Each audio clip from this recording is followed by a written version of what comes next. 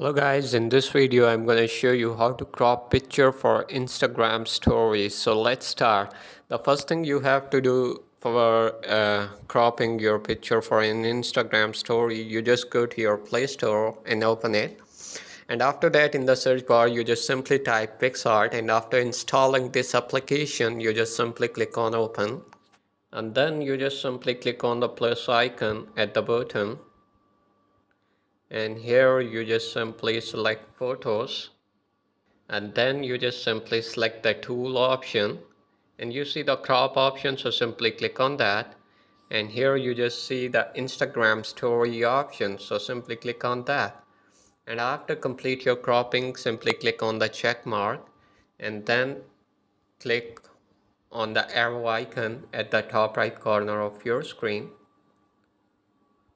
So this is showing an ad, so simply cross this ad,